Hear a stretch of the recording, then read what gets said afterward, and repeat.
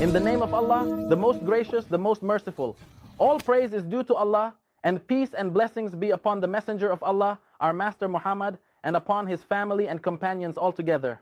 Now as for what follows, by time indeed, mankind is in loss, except for those who have believed and done righteous deeds, and advised one another to truth, and advised one another to patience.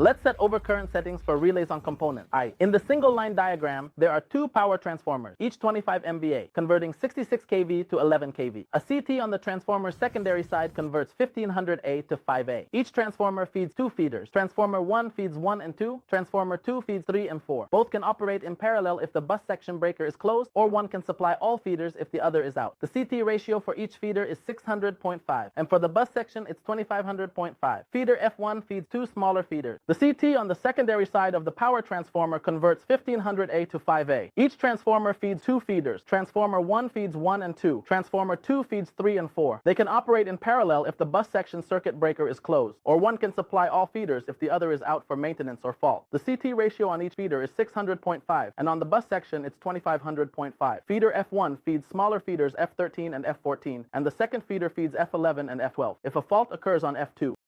Or a single transformer can feed all four feeders if a transformer is out for maintenance or fault. The CT ratio on these feeders is 600 to 5, while the CT ratio for the CT installed on this bus section is 2500 to 5. Feeder F1 feeds F13 and F14, and the second feeder feeds F11 and F12. If a fault occurs on F2, feeder 1 must feed these feeders after closing the bus section circuit breaker. The CT ratio in smaller feeders is 205, with a max load of 100 amperes and a short circuit value of 5000 amperes.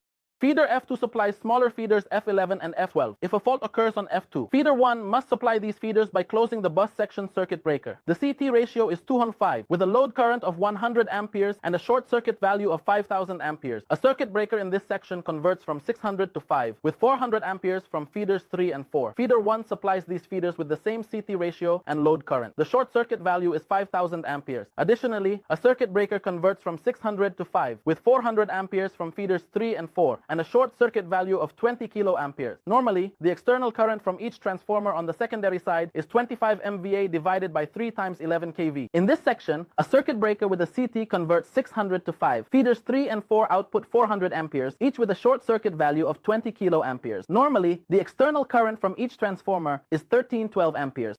The expected short circuit value for each feeder is 20 kiloamperes.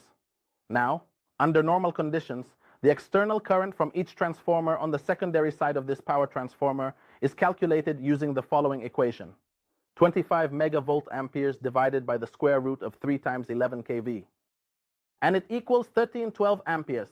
We refer to this current as the rated current coming from the secondary side of the power transformer.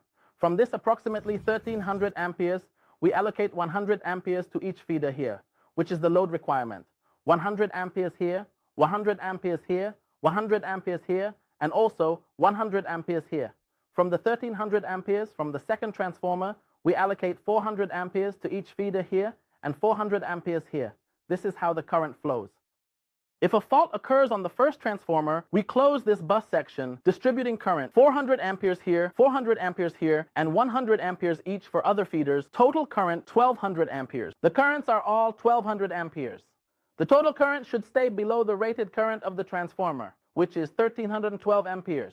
The current passing through the bus section circuit breaker here is 400 amperes. In the second scenario, a fault occurs on the second transformer and 800 amperes will flow. In the third scenario, a fault on feeder number 1 means feeder 2 will supply the 4 feeders with 400 amperes flowing after closing the bus section circuit breaker. Feeding the fault from this side is very dangerous.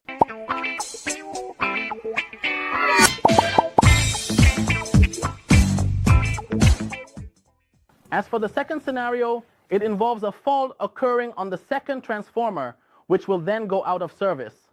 We will close this bus section circuit breaker either manually or automatically, and a current of 800 amperes will flow in this direction. The third scenario is a fault occurring on feeder number 1, causing it to go out of service. Consequently, feeder number 2 will be the one to supply the 4 feeders here. A current of 400 amperes will flow through it in this direction. Of course, after closing the distribution bus section circuit breaker. One might ask if there is a possibility of feeding the fault from this side, and that is very dangerous. Usually, feeder number 1 in this case has two circuit breakers, one at the beginning and the other at the end. As we mentioned before, any possibility of feeding the fault point must be disconnected. Similarly, if a fault occurs on feeder number 2, as for the fourth scenario, if a fault occurs on one of these 4 feeders, we should only disconnect the feeder that has the fault without affecting the other feeders. However, if a fault occurs on F14, for example, and this feeder does not disconnect for any reason, then the protection for feeder 1 must be ready to trip immediately after a time delay, of course. And if the protection does not trip for any reason, then the protection must be ready to trip immediately. If a fault occurs, F1 should connect if closed. If not closed, block it from closing. If a fault occurs, disconnect transformer T1. If open, block it from closing. Now start calculations and choose operating curves. Settings are chosen from the last feeder, near final loads, then step towards source. Current settings must be more than max load current and less than min fault current.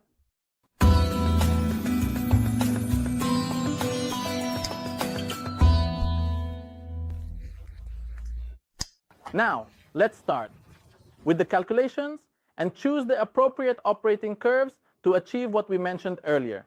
Typically, the setting values are chosen from the last feeder, meaning those close to the final loads, and then we begin stepping towards the source. The setting values for the current must be greater than the maximum expected load current and less than the minimum expected fault current. Introduce a delay between each stage. Assume a 200 mm time gap per stage. With a 100 amp load, set pickup current to 125 amps. Convert to city secondary side using 200.5 ratio. 125 amps equals 3.125 amps by cross multiplying. This conversion allows relay input on the city secondary side. 3 methods vary by relay type and manufacturer. Here, 2 to 5 dead. If 200 amps gives 5, 125 amps gives 3.125 amps by cross multiplying. Convert it to secondary for relay input on the city secondary side. 3 methods to input pickup current vary by type and manufacturer. Secondary current per unit or primary current. For disconnection time, use 150 milliseconds to avoid tripping with transient fault, disconnecting only after confirming fault current flow. The definite time curve is used with no coordination with other relays. If used, apply the lowest TMS, making disconnection time a result of compensation in the equation based on power minus 1. The methods are to input the pickup current value into the relay as secondary or primary current. For disconnection time, we use 150 menes. The curve is definite time, where there is no coordination for this relay with any other relay. Use lowest TMS, so disconnection time results from compensation in the equation based on power minus 1. There is no coordination for this relay with any other relay, and if we want to use it, we use the lowest TMS available.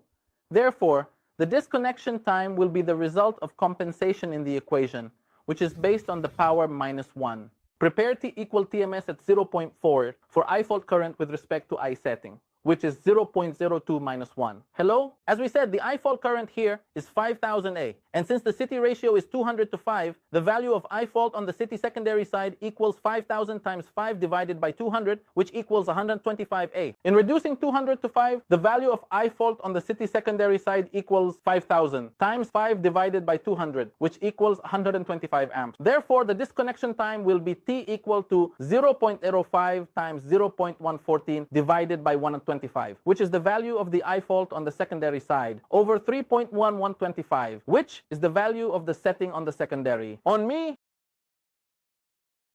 and that is the value of 0.02 minus 1 will give me a time of 91.4 milliseconds. An engineer might come and ask, why did we convert the I fault current to secondary? What's the problem? If I substitute this value with 5000 amps as primary fault current, we would say there's no problem substituting it as primary, but on the condition that the I setting value is also in primary. This means that if the bus is primary, then the denominator must be primary, and if the bus is secondary, then the denominator must be secondary. Using primary for the input and secondary for the denominator, or vice versa, is completely wrong. The steps to calculate the disconnection time are as follows. The first step is to calculate the value and divide it by, which equals. And it equals 5 over. And it equals 40, and then we take this 40 and raise it to the power of 0.02. The result should be over 1. If less than 1, I fault is less than I setting. Or you reverse them. Subtract this from 1. 1.0765. 0.0765. Then divide 0.14 by 0.0765 to get 1.828. As for the third step, we subtract this value from 1. So 1.0765 minus 1 equals 0.0765. Notice that the 1 here is found to be subtracted. Make sure of this step. Then, in the fourth step, we divide 0.15 according to the equation by 0.0765, which equals 1.828. According to the equation, 0.0765 equals 1.828. We multiply this value by the TMS value, which is equal to 0.05, and the result is 0.0914, which is approximately equal to 91.4 milliseconds. Note that the separation time was 150 milliseconds when using the definite time curve, but the time shown to us when using the normally inverse curve is 91.4 milliseconds. 91.4 milliseconds. Repeated. Both numbers are correct because this number is the basis for other values. We rely on the normally inverse curve. In summary, the FEO pickup current for these feeders is 125 amps primary or 3.125 secondary. It's preferable to write both to avoid confusion for the protection engineer, fearing the city ratio in calculations differs from the actual used in the station. If the city ratio differs, focus on the primary current. From the actual city ratio, calculate the secondary pickup. The curve type adopted is normal inverse with TMS 0.05. To avoid any confusion for the protection engineer, fearing that the city ratio in the calculations is completely different from the actual city ratio used in the station. If the city ratio value differs, we should focus on the primary current value only. From the actual city ratio present in the station, we calculate the secondary pickup. As for the type of curve used here, which we have adopted, it is the normal inverse, and its TMS is 0.05 now. And the TMS is 0.05. Now, we want to move on to the next stage, which is calculating the pickup current and the timing setting for the distribution bus section circuit breaker. In this process, we need to carefully consider and determine the precise values for both the pickup current as well as the timing setting for the distribution bus section circuit breaker. Therefore, we must ask ourselves, what exactly is the expected current that will pass through this bus section circuit breaker